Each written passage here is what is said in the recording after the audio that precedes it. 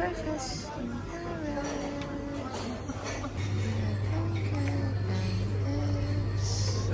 Perfume store.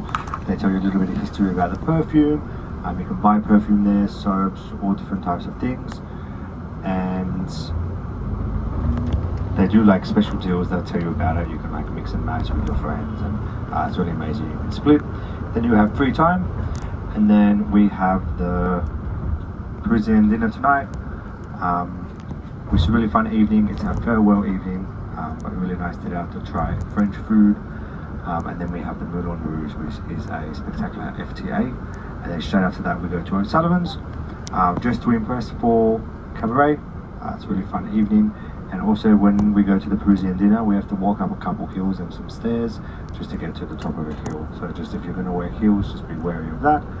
And then yeah, to get home, it's just get your own taxi back. After the Moulin Rouge, the taxi stand is directly up front. Should only cost you like 20 euros. And yeah, tomorrow we head back to London. Make sure you have your passports on you tomorrow.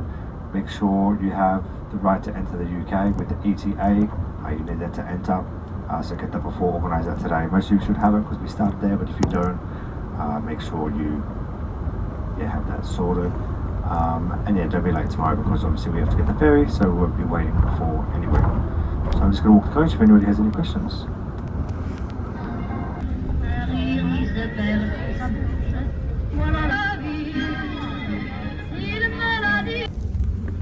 Edith Piaf. So she's a very famous Parisian musician, and her voice is something spectacular that appeared out of nowhere. If you look on the side of the streets, that's exactly where she grew up. She didn't know her mother pretty much left her abandoned, and she got rescued by a cop. She grew up in an adoption house until she met her father, and her father was a street performer. So her father basically showed her the ways, showed her the business. And one day she met a very famous club owner, and he thought she was so spectacular. She was actually quite young when she met him. I think she was even under 18, maybe 16 or 17, and he was a bit older when he was a club owner. They did get married though, and she became very, very famous. Her love did pass away, so that made her very sad. Her daughter also passed away when the daughter was young, so you can definitely see the pain and sorrow through her music. She did get remarried to another, not a performer, but basically a promoter, and she did tour the world. Now, the reason why I say her voice is so special at the time, because it hadn't been heard before, anything like it, and the way she sings, you can hear the pain and sorrow, and also love through her voice. Now, I'm assuming you know Coco Chanel. She's from France, and if you know, probably know what she's famous for, but if you don't know, she basically got a lot of crap during World War II for collaborating with the Nazis, where Edith Piaf, on the other hand, she did not do that at all. She did not work with them at all. She, in fact, did performances for Jewish people to a certain point in the war. So very, very different contrast of how these two very famous people reacted during World War II. So we are pretty much about to start the Paris City Tour. So you're going to see a lot of things today. You're going to see a lot of things dedicated to a lot of people. This tour could go for 1 hour. It could go for 3 hours. That is what Paris is like. You really don't know how long things are going to take. It's quite an interesting place. It's Piot's favourite place to drive, right Piot? It's his favourite place in the whole world. Every driver, when they work with Contiki, the one thing they always say before the trip is, I cannot wait to drive in Paris. Nah, it's the opposite. This will also be Piot's last city tour, so I hope I can live up to it here. Alright.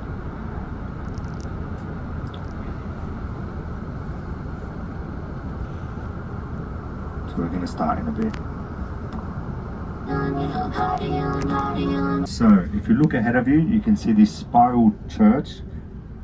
You can see this spiral, you can't see the church, that's Sainte-Chapelle.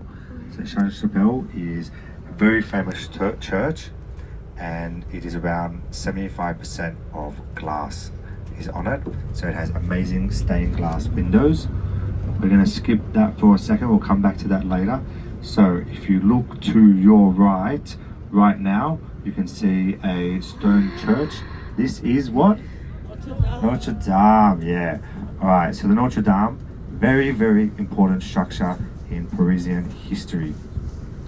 Now, when it was built to be grand, and it was one of the grandest church in Paris until the French Revolution. So I'm going to stop again. If you look to your right on the river Seine, you can see these green structures on the footpath. They're called bouquinistes. That's just for later. Just keep it in your brain. So Notre Dame, very, very important. One of the most famous churches until the French Revolution. So the French Revolution, they didn't want anything to do with loyalty, anything to do with royals. The church got downgraded to just a normal church. It was getting destroyed. It wasn't looked after. Yeah, it was pretty bad. We're gonna have to skip ahead again. So if you look ahead of you on your right, you will see a bridge. This is the bridge of Henry Navarre IV. Now, this bridge is dedicated to Henry IV. He was someone that was a king.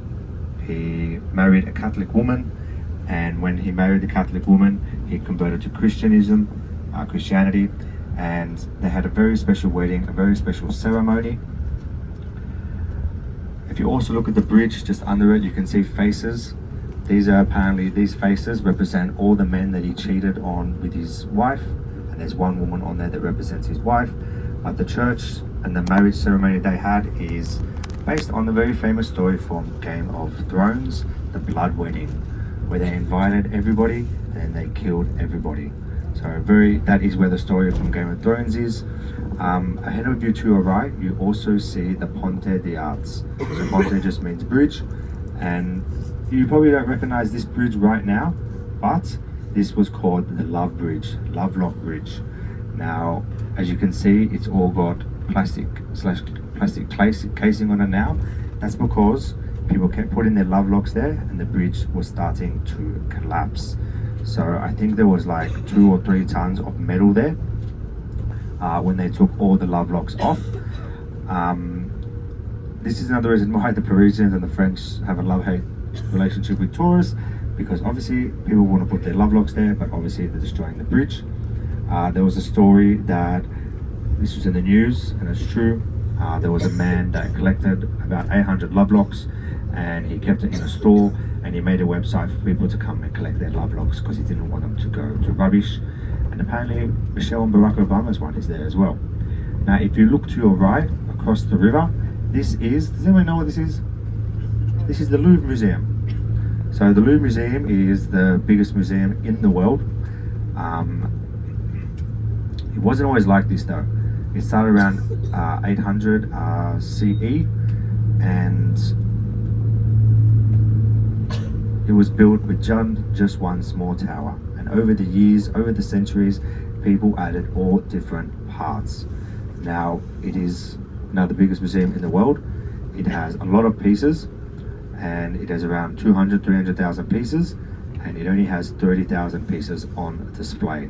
They say apparently if you spend 30 seconds on each piece, just 30 seconds, you could see everything in there that's just on display in around 360 days. Now there's a very famous painting in there. It is one of the most famous paintings in the world. What painting is it? The Mona Lisa. Yes. And where's the Mona Lisa from? Italy, yes, Leonardo da Vinci. Alright, we'll come back to the Mona Lisa. If you look, we'll keep speaking about the Louvre, we stopped, good.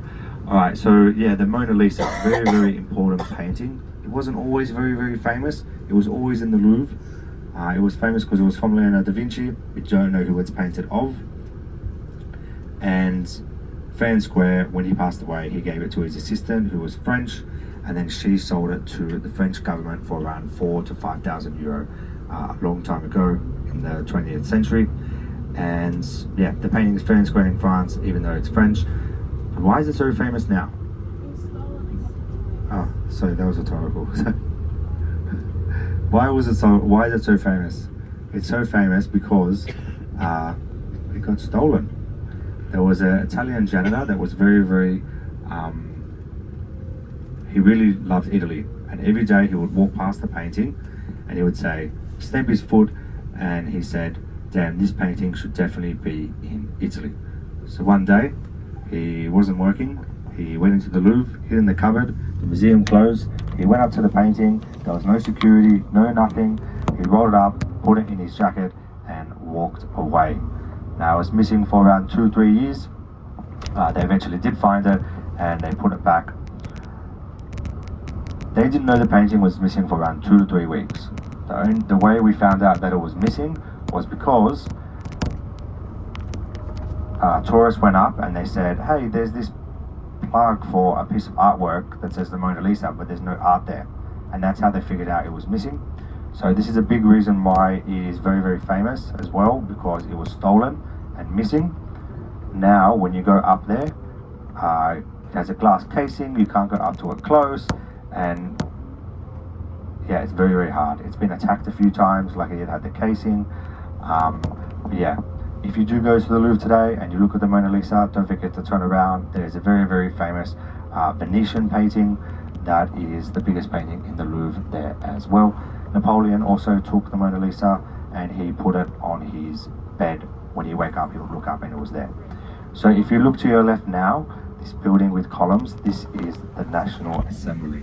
So I was speaking about them yesterday, the people that represented most of the population of France. It still exists today. They passed laws today, very important. That bridge that was across from that bridge, in fact, they destroyed that bridge and it got rebuilt in place of, so basically they destroyed it and it got rebuilt to represent that every time they walked on it, they were stepping on the French monarchy. Now if you look ahead of you to your right as well, this bridge, this is Pont Alexander, and then on the right as well you see a building with a glass roof. This is the Grand Palais. So the Grand Palais, there's a museum in there, but they also have one of the largest ice skate rinks in there, and when they had the Olympics here as well, they did different Olympic events in there as well.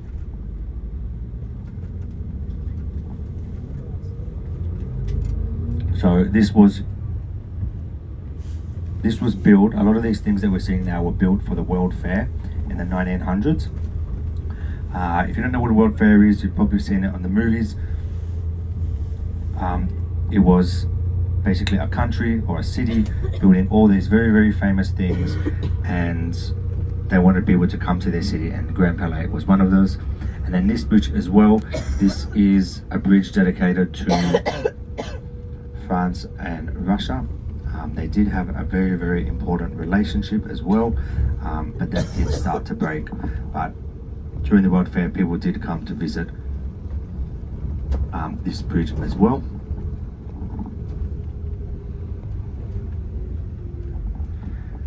So we missed that, but back to the left, you had the Grand Invalides, and you also had the tomb of Napoleon. So basically, that whole open square was dedicated to the French military. When they would retire, they made an open space where the French military could come and basically spend time with the Parisian citizens.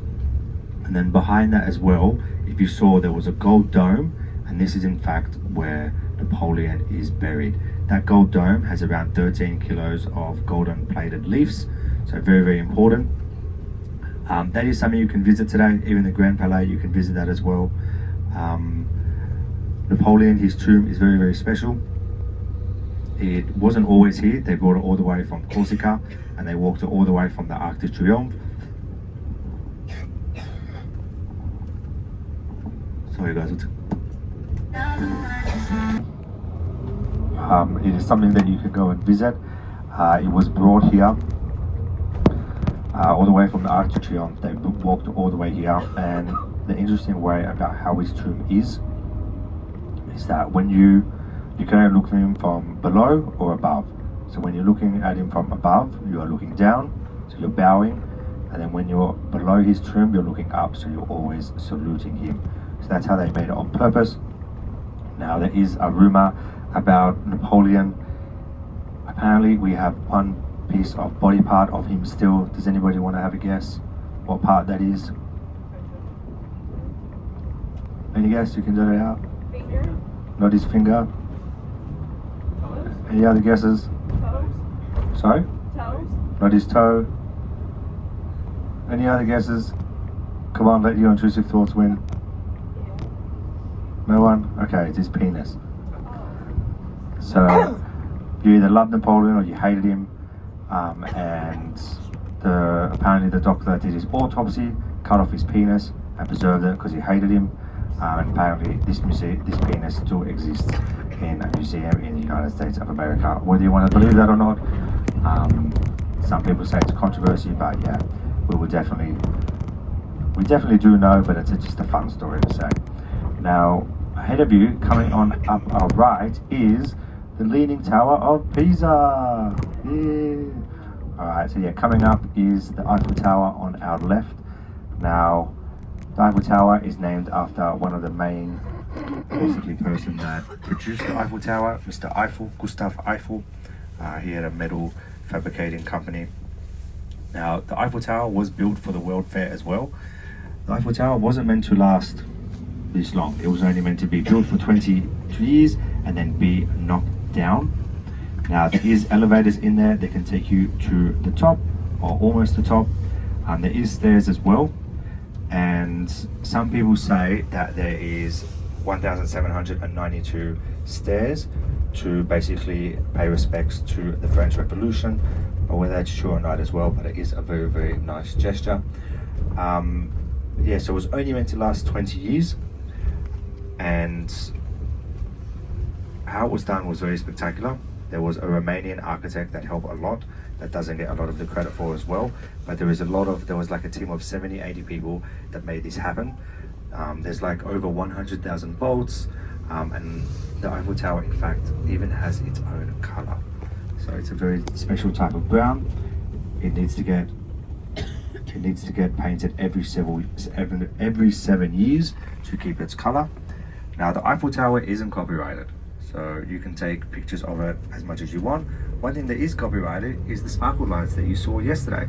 So technically, anybody that puts this picture on their phone, just look to the right as well. If you can remember, we were on Piazza Trocadero yesterday. We'll speak about that in a sec. Yeah, the Eiffel Tower is not copyrighted, but the lights are. If the people that own the lights wanted to get angry and started doing lawsuits, they could, but they don't. It's pretty much basically just for movies and all of that. So yeah, it was only meant to last 20 years. The Parisian people, they definitely hated the Eiffel Tower, like a lot. There was a very, very famous journalist that really hated the Eiffel Tower. He used to write about it all the time, but he always used to have lunch there as well. And one day someone asked him, but if you hate the Eiffel Tower, why do you come here for lunch every single day? Well, not every day, but a lot of the time. And he said, buddy, probably buddy in French, whatever that is, or brother. He said, brother, this is the only place where I don't see it when I'm in it. So yeah, Gustav as well, he built a secret apartment in there as well. It's not secret anymore, but he used to bring guests there to entertain it. After the World Fair, during World War I, World War II, it wasn't used a lot. It was used during World War II though for radio tower interceptions, so it was used for that. Very, very important. When Hitler did come here, there's a very famous photo on Piazza Trocadero where we were yesterday of him taking a picture there. When he came here as well and he tried to go up the Eiffel Tower, they in fact cut the elevators, so he would have to walk up there. And then when France was liberated by themselves, Charles de Gaulle and the French government, they went to Trocadero and took the same photo as well. Basically what the Nazis did and Germany did in France, all the photos they took, when the French came back, they did the exact same thing to show resilience and that they won their country back. The Eiffel Tower as well, if you don't know, bungee jumping was invented in New Zealand, and I'm pretty sure his name is AJ Hackett. he came here and he in fact paraglided off the Eiffel Tower as well. They didn't arrest him or anything, they did let him go. So yeah, he's a very Sikh thriller Sikh, I don't know. The Eiffel Tower as well, she has been married. She's been married to a lady who is in fact married to different objects, different sculptures and objects with the approval of the Prime Minister. With this, there was a man who was meant to be married to a cop, and the cop died in duty, and he asked permission to marry his dead husband, and he was approved for that. And the lady who married the Eiffel Tower did marry the Eiffel Tower, but they had a few problems. They're not married anymore, they are in fact divorced, so she's moved on to another object.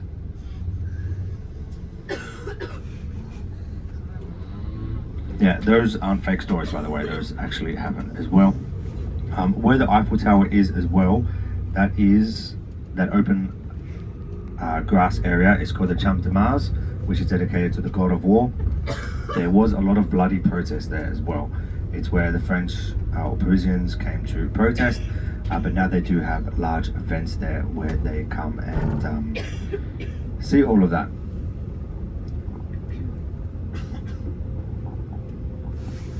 There is a lot of people that have been married or engaged to, famous people. I know recently, but if you know Avril Lavigne, she got engaged there. And also Tom Cruise and Katie, they got engaged there as well. So it's very common around here to get engaged to, even on where the river is, on the banks. Very important place to get engaged to. And yeah, if you see to your left here, you have the Trocadero.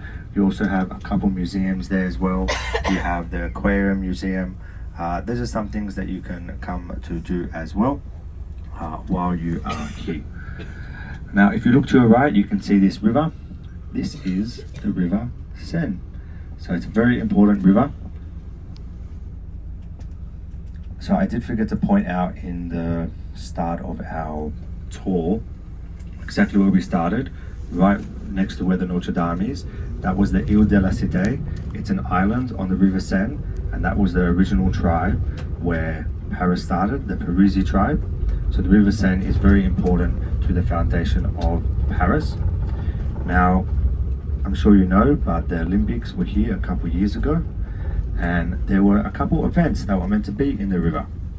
Now, around 2 or 3 years before they were meant to have these events, there is President Macron who said, "Don't worry, whatever happens, I will swim in the river before the events start. I will do it, I'll prove to you that it's clean."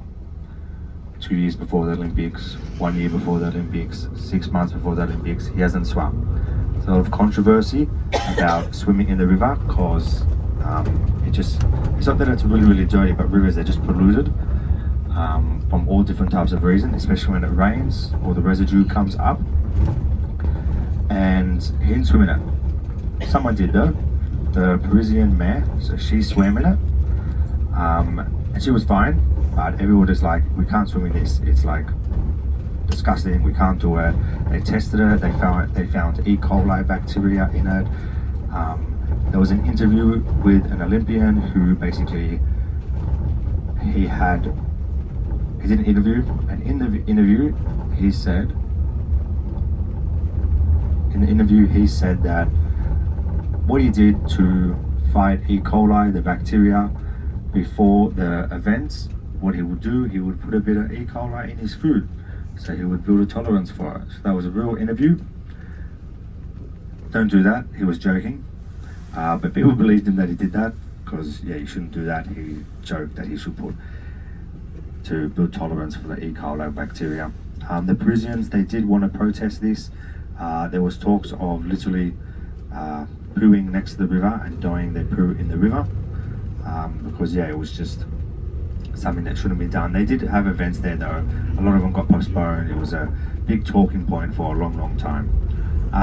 Also during the Olympics, I mean, you probably didn't notice this, but if you watch the opening ceremony, you had all the different countries going on their boats, and if you saw the Algerian boat, now you might have seen they were throwing flowers into the river.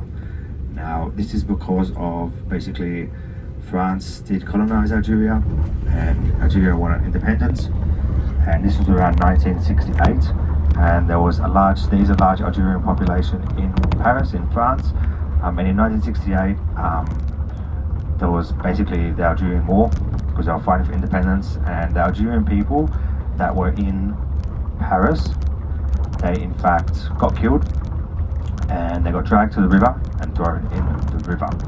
So that is a bit of a remembrance, if you're wondering, maybe you saw that, maybe you didn't, why they were being thrown, those flowers were being thrown in. Now, if I want to talk about the bucanistas, remember those green things I was talking about on the river? So they're actually bookstores, and what happened one day, because there was boats and people were selling books on them, it was raining, and someone started setting up this bookstore with these different contraptions on the footpath, and these turned into the bucanistas. They are a UNESCO World Heritage Site, and yeah, you sell books there. There's a long line to try and get your own bookstore there, a very long line. I think it's not expensive, it's like 150 euro a year there, and they don't pay taxes, which is good for them. And you can't just sell whatever you want there. It has to be like 80% books, and then you can sell some postcards. You need to be open a certain amount of the year, and yeah, but there is a long line, and yeah, definitely walk along the river, and you can definitely see if you can buy a book or buy a little souvenir from there, because it is something that is quite unique to Paris. Now in front of us you will see a really big arch. This is the Arc de Triomphe. Now if you saw the one in Rome next to the Colosseum, that was the original from the ancient Roman Empire, but this one is definitely probably more well known. Everyone wants to come to France or Paris and see this. So this was actually, its idea came from Napoleon Bonaparte. He never did see it built. They had a wooden one, but what they would do when they would go to they would go to wars or go to battle, what they would do when they would come back to Paris, they would walk through this arch triumphantly. So it was like a celebration as well. It was eventually built when they did bring Napoleon back here. They did walk his body in the cast from here, walk through it, and walked them all the way to his tomb as well. So yeah, he never got to see it. There's also the tomb of the unknown soldier here as well. So a tomb dedicated to the people that died in war. Now where we're going around now as well, this is called Place Charles de Gaulle. Place means square in French. And yeah, it's dedicated to the World War II leader and the leader of the Fifth Republic, who really helped Paris in World War II and helped them after World War II to become stable. Charles de Gaulle, yeah, he's very famous. You see a lot of things dedicated to him. When he did pass away, there's one thing that he said. He said, please, he's a very humble guy. He said, please do not name anything after me. And there is so many things named after him. So this roundabout's a bit crazy. You can see there's no lines. It's very hard to drive on here. Pilot's an amazing driver. He's going to get us around very safely, calmly, as you can see. But yeah, there is a conspiracy going around here saying that insurance companies do not pay for insurance if you have a crash on here. That is not true. There is also a scene from one of the Mission Impossible movies when they are on here as well.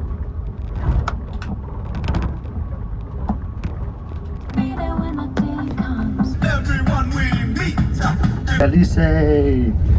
Alright, so yeah, one of the most famous streets in Paris.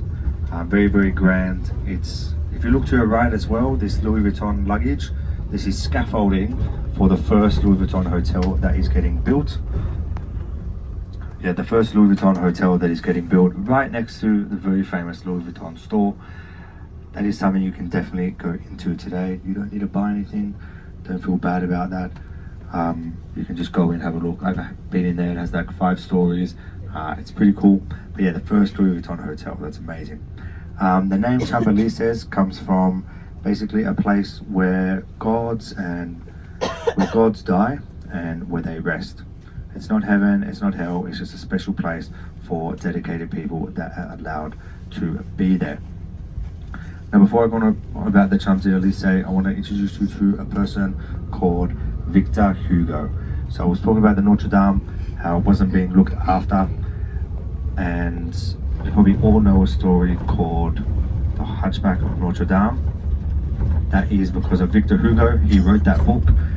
He wanted to basically tell everyone that how important this church is to us. So he wrote the book, and he in fact saved the Notre-Dame. When he did pass away, Victor Hugo, they had a massive funeral at the Arc de Triomphe. The Arc de Triomphe is something that you can in fact go and visit as well. So you can go up and visit and go to the top. It's a really cool place. Now the Champs-Élysées, it's where you can do shopping here, but I'll tell you now, a lot of French people do not come shopping here. They in fact go to other places because it is quite expensive here. Now, I don't know if you saw the McDonald's, but if you look around now, a lot of the shops have specific color coding. They're not too out there. A lot of them is black and white, black and gold. Even the McDonald's, if you noticed, was not yellow and red. It was black and gold. That is because if you want a store on here, you need to follow a strict color coding. And now you can see like H&M and McDonald's and all different stores. That wasn't always the case. So what happened was, it's actually from Australia in McDonald's. They opened a cafe in Australia, which is classified as a restaurant.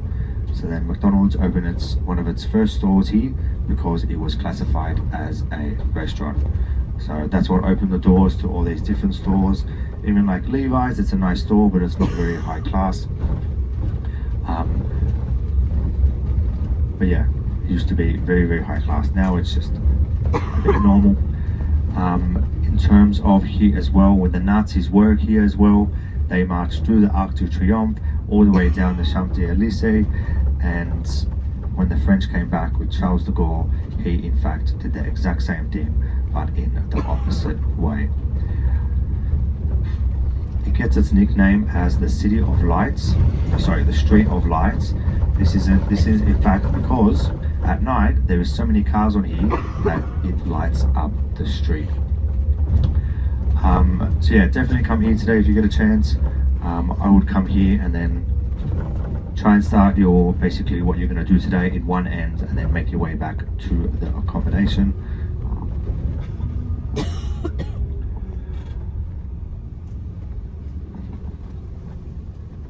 There's that very famous Macron store on here as well.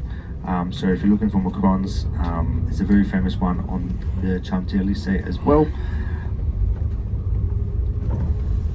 But yeah, if you're going to do some shopping, I have some other shopping places on my map that have vintage stores as well. If you look ahead of you to your right, probably a bit hard to see right now, but there's a statue of a man walking triumphantly. This statue is in fact Charles de Gaulle. So this is meant to represent when they came back after the Nazis basically left, they lost, and he came back with his army, walked through the Arc de Triomphe, walked through the Champs-Élysées, and this statue represents him. Now, as I said the other day, he's Papa France, Daddy France, whatever you want to call him. So just this statue on the right. When France surrendered, he was very, very angry.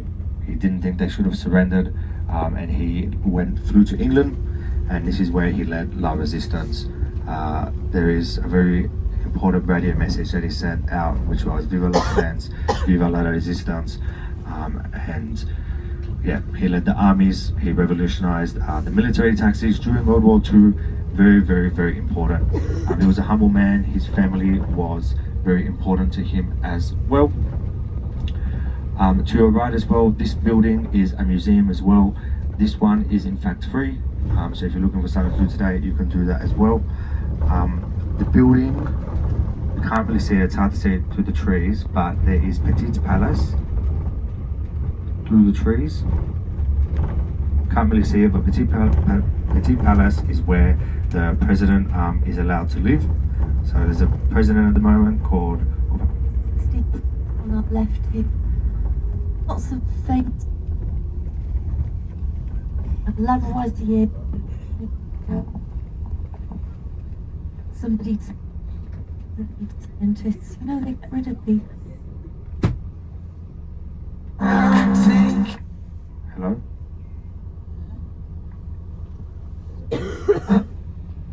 Alright. Yeah, with cordless mics, if you use them around other coaches, they stuff up frequency. I'm terrible. But, you know, I'll just remind you of it. Oh, Champs-Élysées. Alright, maybe I'll use... Can you hear me? Yeah. Maybe I'll use this. Alright, thanks, Ariella. Jesus. Oh, okay. Petit... Oh, Champs-Élysées. Alright, Petit Palace, President Macron. I'm not going to get too much time to talk about him. Do you all know who he married? Alright, good. Well, I'll come back to him. In front of you is the Place de la Concorde. So Place de la Concorde is very important. Place de la Concorde means Square of Harmony. Now, this was not a Square of Harmony. If you remember, I was talking about the French Revolution, the Reign of Terror, rot. This is where they executed everybody from the guillotine. So they executed around 2,000 people in 2 years. That is a lot of people. The guillotine was invented by, well, it was improved by a man called Mr. Guillotine. Before this, there was a guillotine, but it was really bad. It was horrendous. Basically, it's this contraption where this metal sharp edge comes down and cuts off your neck. And what in fact happened was it wasn't very good, and sometimes their neck was half cut off. I'm quickly gonna, so these two buildings in front of you, on the left you have Hotel de Crillon, and on the right you have Hotel de Marion. I'm gonna go back to Place de la Concorde. So yeah, Place de la Concorde, this is where they had the executions. Before Mr. Guillotine improved the guillotine, basically, yeah, poor people were dying, and they weren't dying good. The blade sometimes didn't go through, they didn't die straight away, so he improved it, which is sort of nice, but sort of not. I don't know how to think about it, but he improved it, and basically, yeah, it was just off with your head during the Reign of Terror during that 2 years, and they got executed here. The last line of the Louis XVII got executed here as well. Maria Antoinette got executed here, Maria Theresa. Yeah, they all got executed here. If you've watched The Devil Wears Prada, and you remember that one of the last scenes where she throws her phone into the fountain, that is in fact where it was thrown into. So if you're a fan of that, you can definitely see that. The two buildings that we just saw as well, so Hotel de Marine used to be a building dedicated to the Marines. This is where they also stored royal weapons, royal cutlery, royal furniture. This is like, these things weren't meant to be used, especially the weapons. They were just on for show. But what in fact happened when the French Revolution happened? When the French Revolution happened,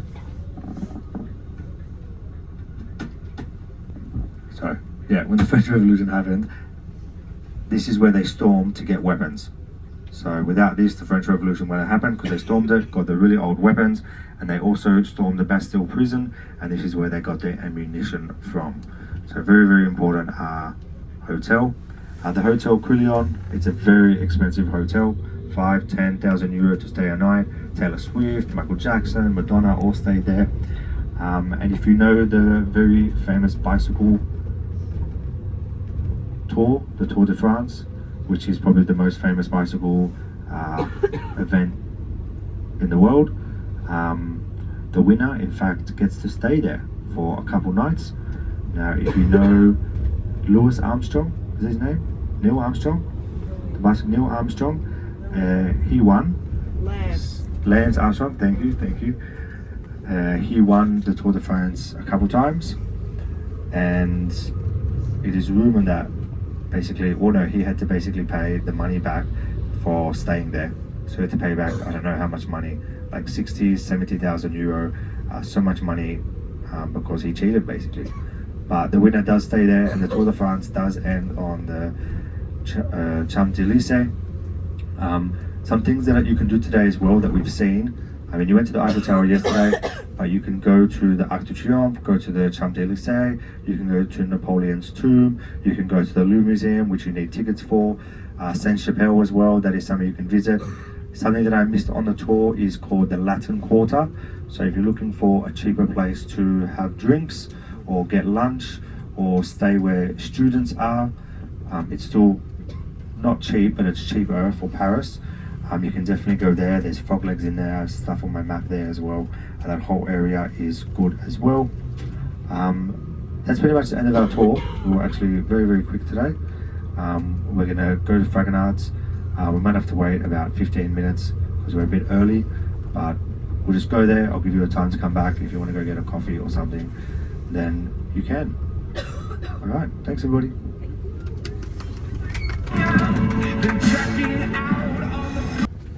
I did mention a lot of legends of Paris. I did mention Saint Joan of Arc, but she's a legend. Napoleon Bonaparte, his nephew. Just so many people that are legends to Paris. But one legend that I didn't mention, I showed you. It's very hard to drive around here, and he makes it seem so seamless. So please give a round of applause for our driver, Piotr, the big legend.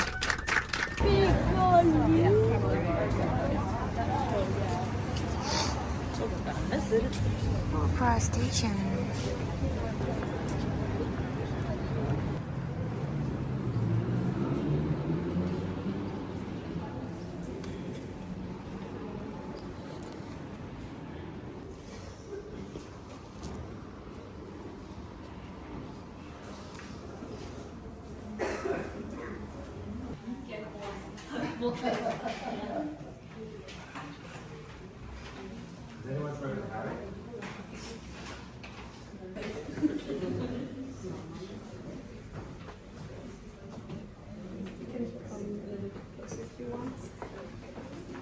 Okay, so this place has a lot of history.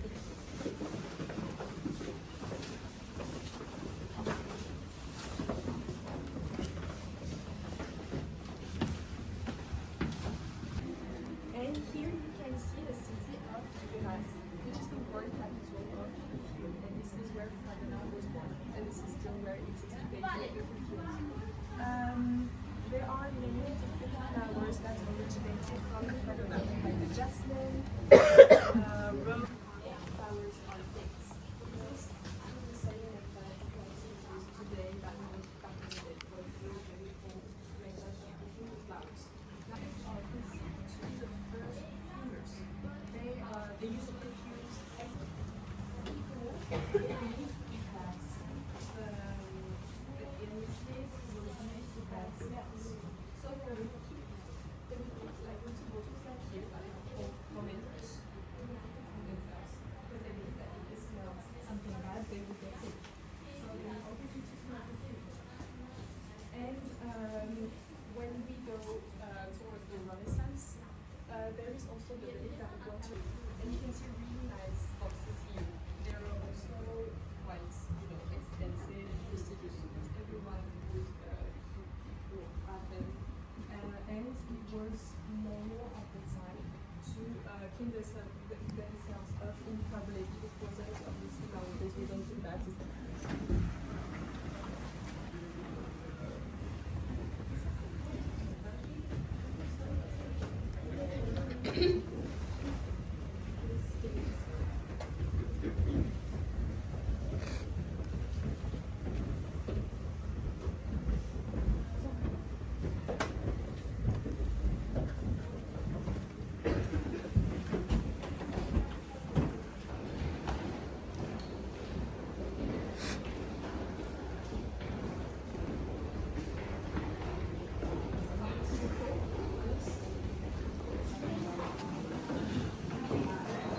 Cet autobus a pour terminus Bus 21, direction Stade Charletti. It's okay.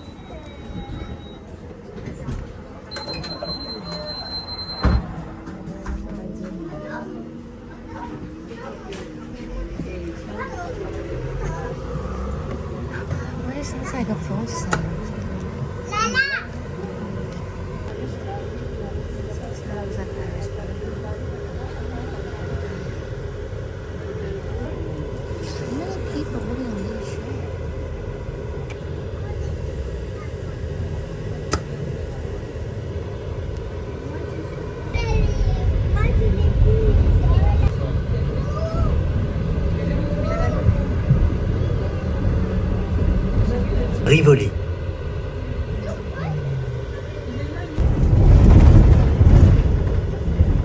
109, quai du Louvre.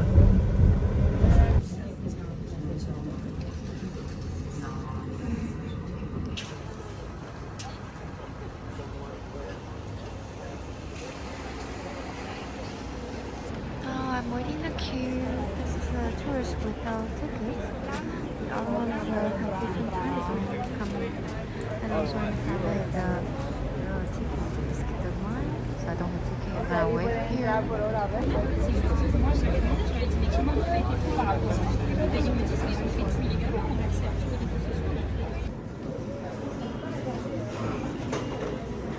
Health check.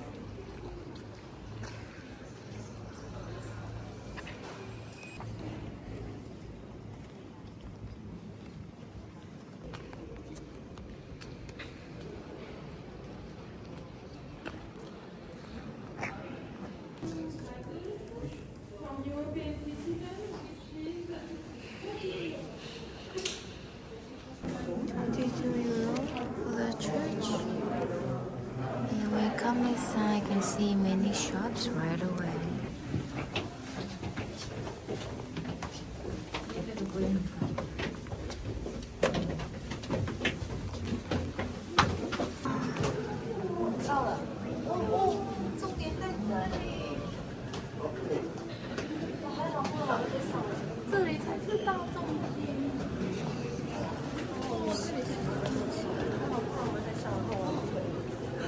There's no English.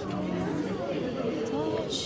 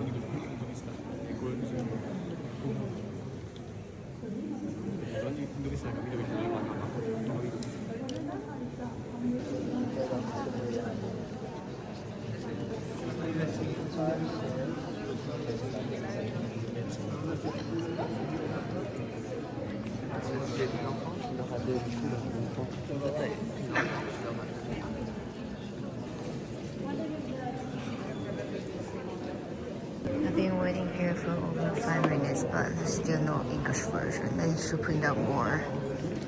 There's nothing here. I need more languages.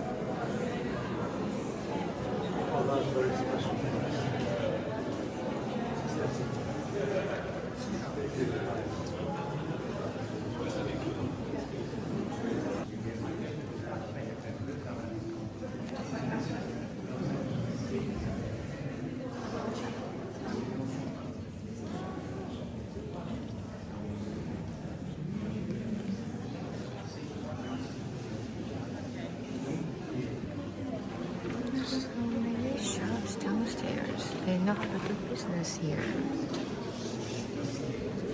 One of the beautiful things I think is come here with me. This one is really This one is really worthy to buy. Only 60 euro.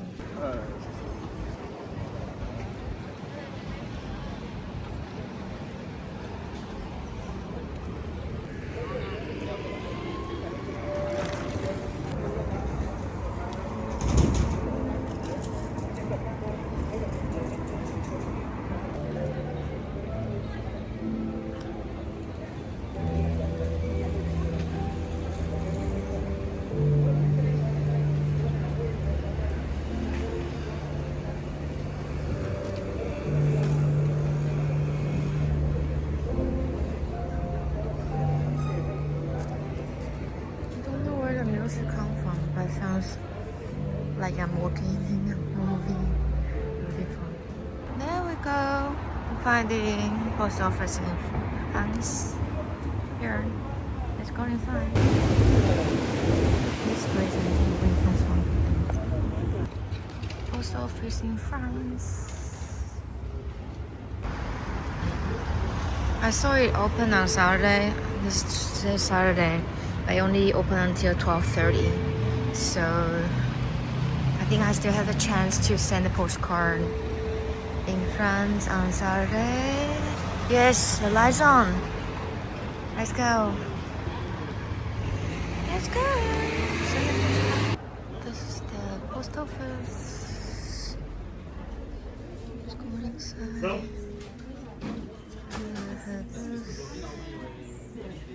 Stamp or something. I need to find a table to write into it. Here's a good place. Maybe here. Away from people. Let's write a postcard. I just wrote my postcard. And there's no like ticket machine or anything. So I could just wait in the queue. Then we can get inside. I don't know why they have this. Okay. This is the post office in France. They're super friendly. Can he help me to put this one? It's really easy. Too much formality. So I'll show you. This machine is here, like ATM. I think he pushed something. I don't remember. It's English. And then he showed me then just something. I don't remember. Maybe this one. And then sorry, it was too quick. I couldn't remember. And then just tap here. And then when you put the stamp on the postcard like this, then you can just put in the here. Okay, let's do this. Sorry, it was too quick. I couldn't remember. I think it's here. The yellow bus. Go to Taiwan, please. Okay, let's go. Okay, I'm lucky because I use a translation. Oh, damn. It's a yellow box. Maybe it's also this one. I might do it wrong one. Let me check. Anyway, he can speak English, so it's really friendly and really nice. Let me double check.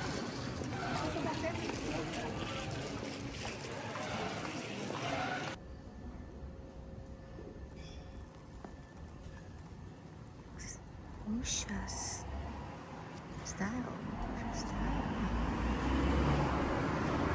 Style. Taiwan. What is this sound?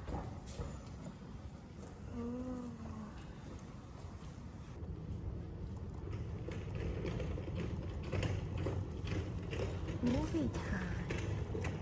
Hi everyone, I'm here to buy the bubble tea. And the price here is about, where is it? Either $6.50 or $7.50. But being a while, so I think I deserve a good drink. I don't see many people recording this at the riverside.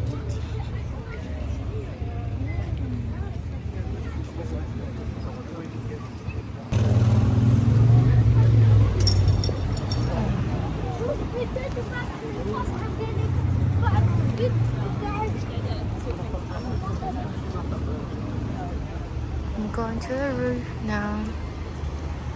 Hey, look.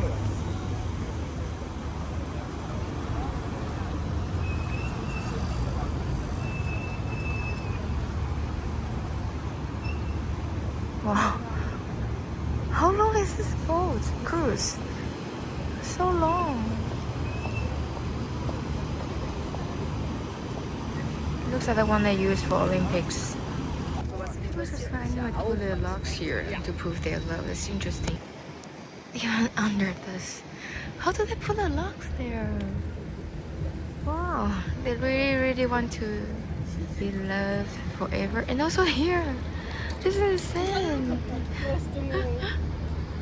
Because the Marco says on the other bridge they took down, the government took down the locks. But these people they still want to do this here on this bridge.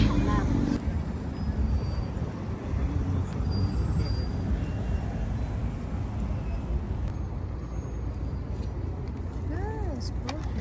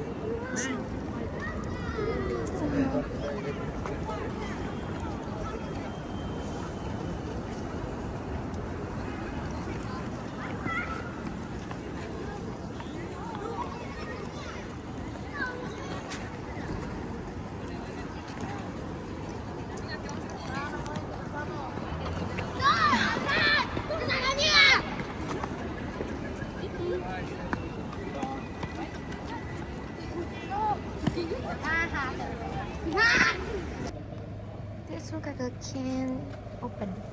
We can open from here.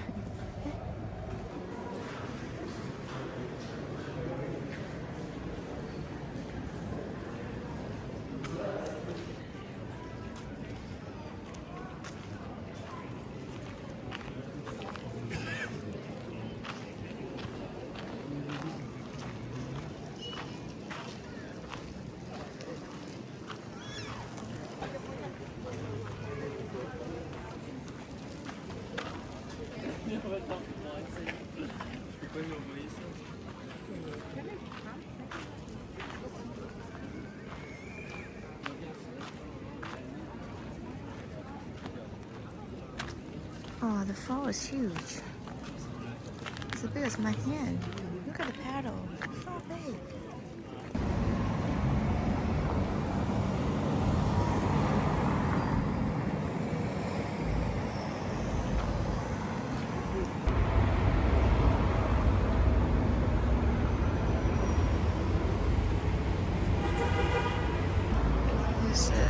This is a restaurant going to.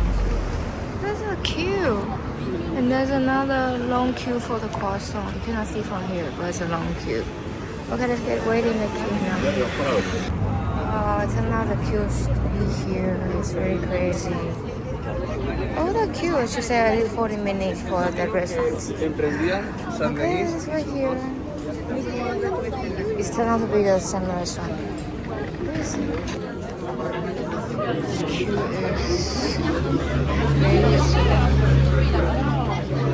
You have to do business when you are waiting. They offer you coffee or whatever or wine, and they charge you €1. So smart. Because I'm only one person, so I can get inside early. Ooh, lucky one person.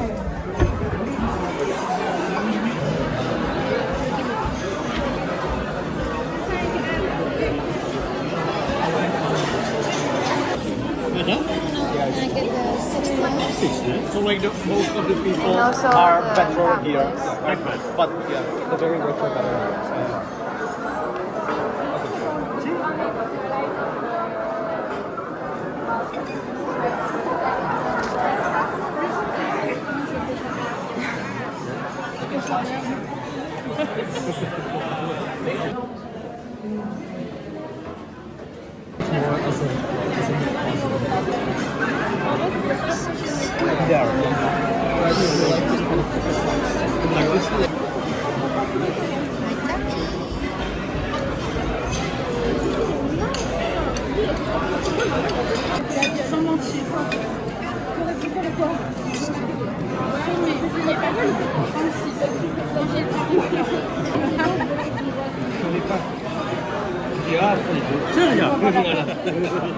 Donc voilà, quand tu laisses.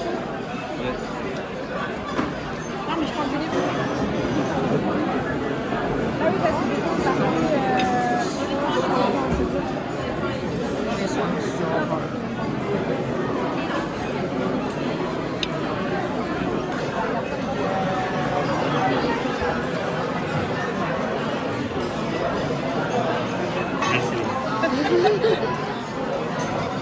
It's my price.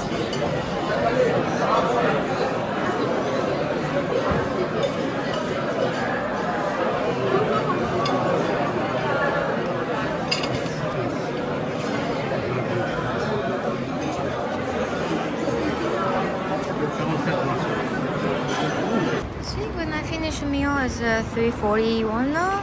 The queue is so much shorter. Inside, there's no one waiting. So if you don't want to wait, you can come at later time. Try to avoid the lunchtime. But even you have to wait, it won't take too long. I need to wear my jacket. I'm trying to take a look at this place. Some shops. I see this so many times. Let's try to figure out. You see? So dark. Wow. So many little people. That's cool. That's cool. It's cool.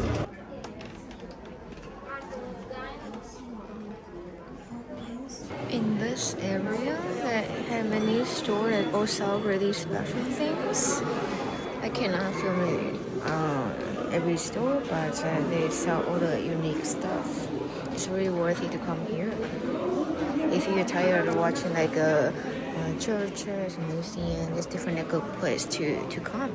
There's more than one street like this, and there's so many like unique products that you don't see in the normal souvenir shops, which is really nice.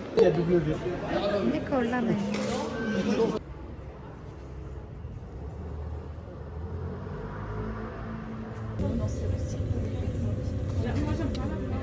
I'm so tall.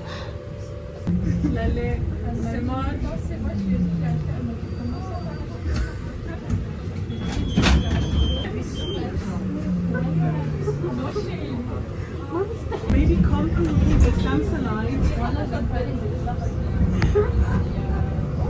Parfois, il est hôtel. Parfois, I was with my daddy. And you know the baby company?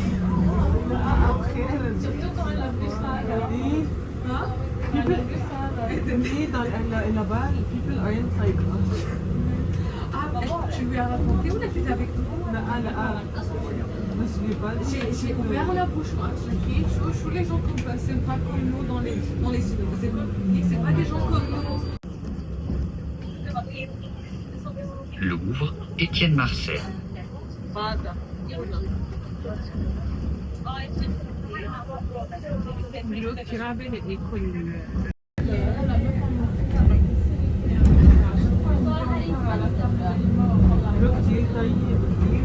Elle habite où? Là, Algérien, c'est les plus gros. Ils ont rien à part le carton de là. Bourse de commerce. Parce que c'est chez nous.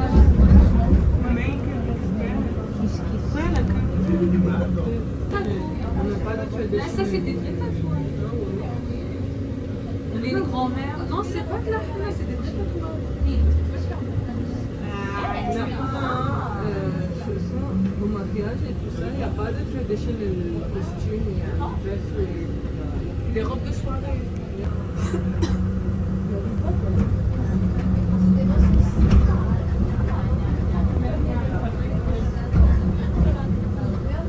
C'est ça.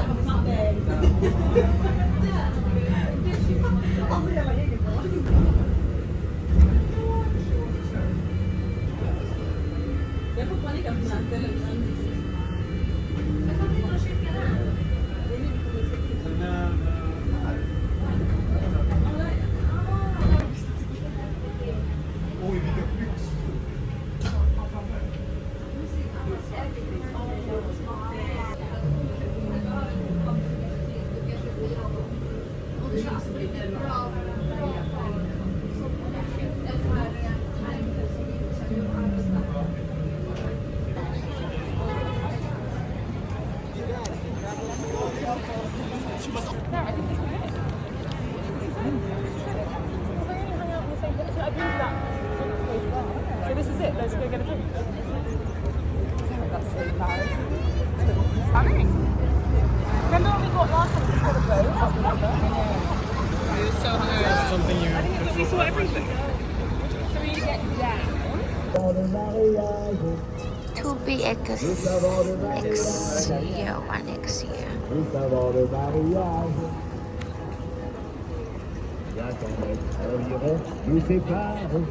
nous voguons par-delà les violons. On doit dire qu'entre nous, on se marre. Allez voir ajuster l'oignon. Vous permettez.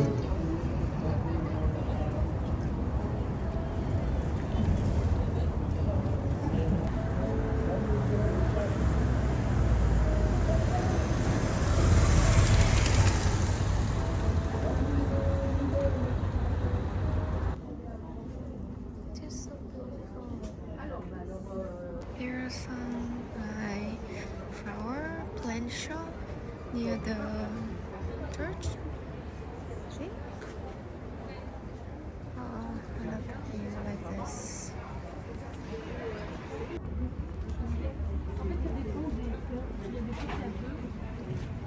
That's so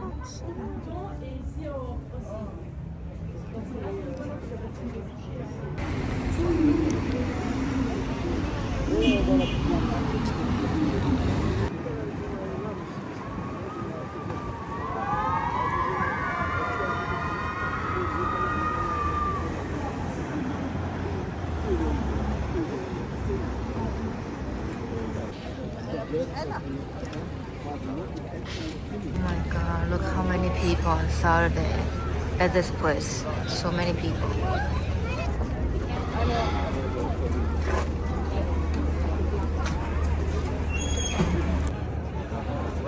I barely can see where's the end of the queue. So long.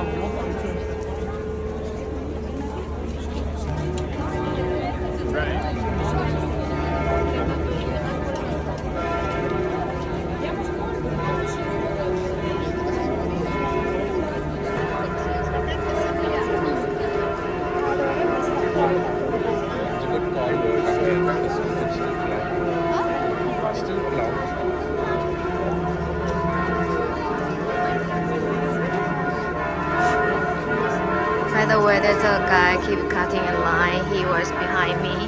Now he's in front of me. This person.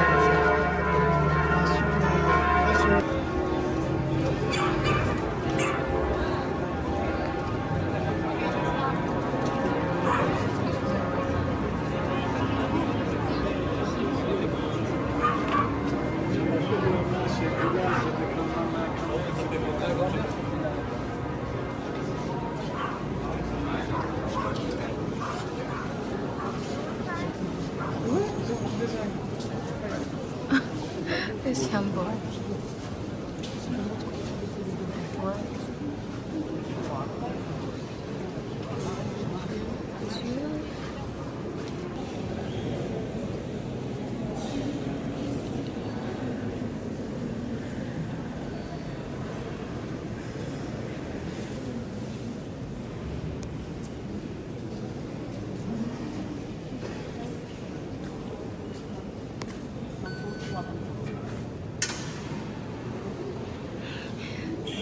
The critical.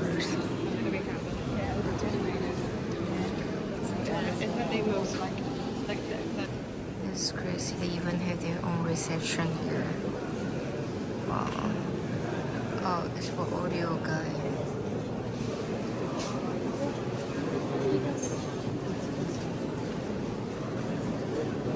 €5 for the donation.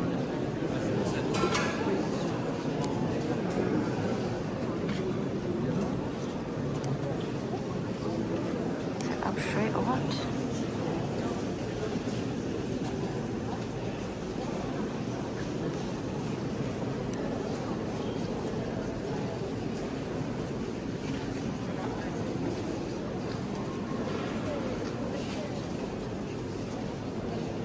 And the other side is more like classical.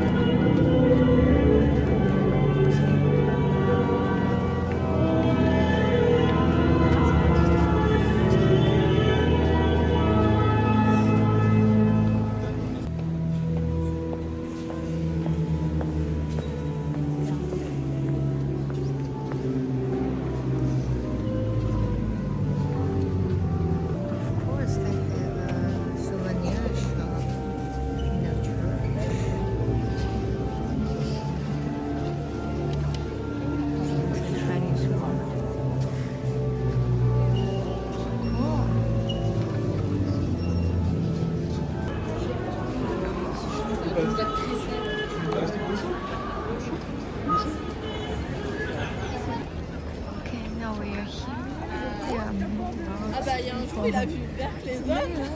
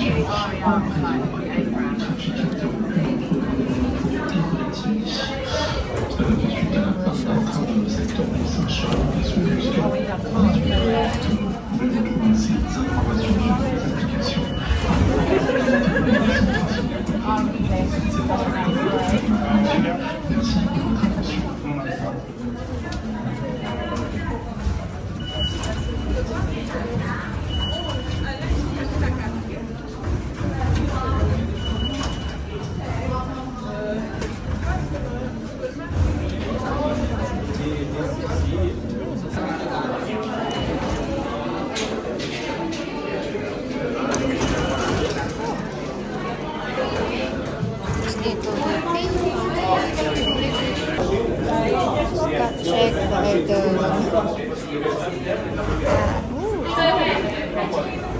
don't know what's it for.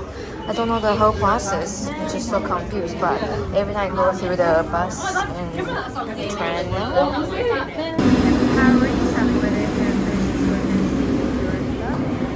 And my platform is this way. So you can see the dark blue is the station right now. Next one is Rosenborg. And then just check on your Google Map and you will know if you are at the right platform.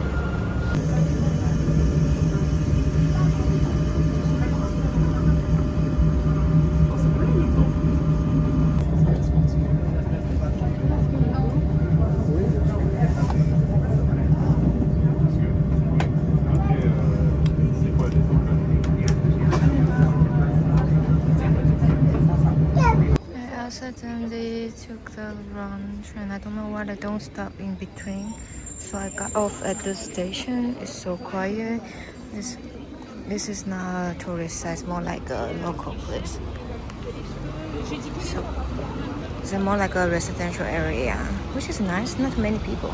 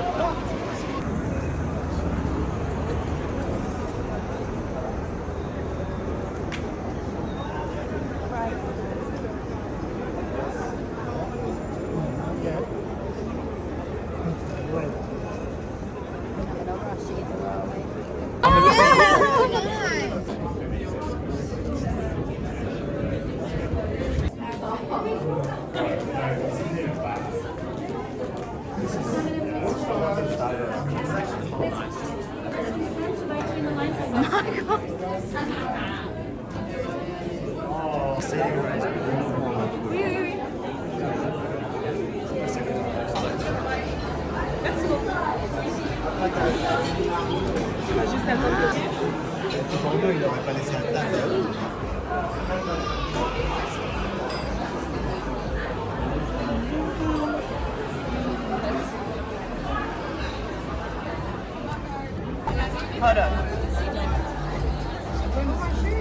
Wait, that is it.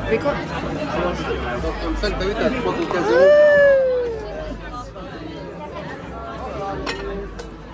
Yeah. For the theatrics. Woo! Nothing come on? Oh, nice.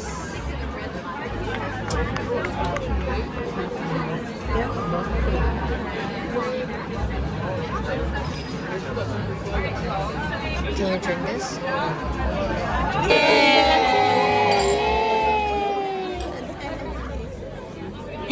Voice.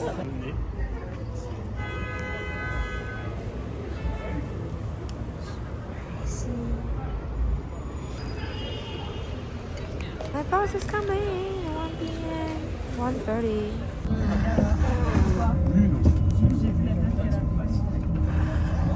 This is a bus in Paris at 2 a.m.